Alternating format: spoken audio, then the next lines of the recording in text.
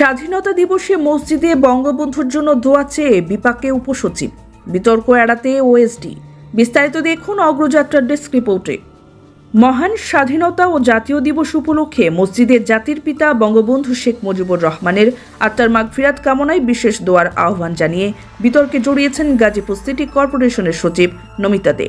বিষয়টি নিয়ে দেশ জুড়ে সমালোচনার মুখে তাকে বিশেষ ভারপ্রাপ্ত কর্মকর্তা করা হয়েছে। গত 20 মার্চ নমিতাদের স্বাক্ষরিত চিঠিতে গাজীপুর জেলার মসজিদগুলোতে 26 মার্চ মহান স্বাধীনতা দিবসে বিশেষ মোনাজাতের আয়োজনের অনুরোধ জানানো হয়। ওই চিঠিতে শেখ মুজিবুর রহমানের আত্মার মাগফিরাত কামনার কথা উল্লেখ করা হয়, যা অনেকের দৃষ্টিতে বিতর্কিত হয়ে ওঠে।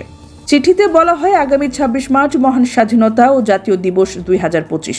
সরকারি সিদ্ধান্ত মোতাবেক বিষয়টি যথাযোগ্য মর্যাদায় পালনের অংশ হিসেবে ওই দিন সুবিধাজনক সময়ে আপনার মসজিদের জাতির পিতা বঙ্গবন্ধু শেখ মুজিবুর রহমানের আত্মার মাগফিরাত কামনা, দেশ ও জাতির উন্নতি এবং মুক্তিযুদ্ধের শহীদদের স্মরণে বিশেষ মোনাজাত করার জন্য অনুরোধ করা হলো। চিঠিটি প্রকাশের পর সামাজিক মাধ্যমে ব্যাপক সমালোচনা শুরু হয়। এ বিষয়ে সচিব নমিতা দে বলেন, ভুলবশত চিঠিটি তৈরি করা হয়েছিল, তাড়াহুড়ো করে স্বাক্ষর করেছি, পরে ভুল ধরার পর সংশোধন করা হয়েছে।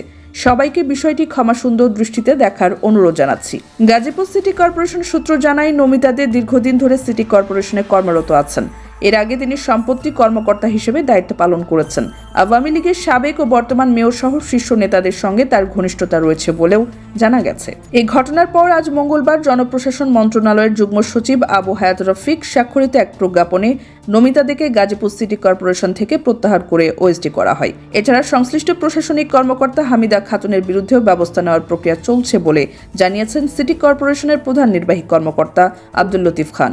তবে গাজীপুর সিটি কর্পোরেশনের প্রশাসক ও ঢাকা বিভাগীয় কমিশনার শরফউদ্দিন আহমেদ চৌধুরী জানান, তিনি এই বিষয়ে অবগত ছিলেন না। তবে এমন কিছু হয়ে থাকলে প্রয়োজনীয় ব্যবস্থা নেওয়া হবে বলেও জানান তিনি।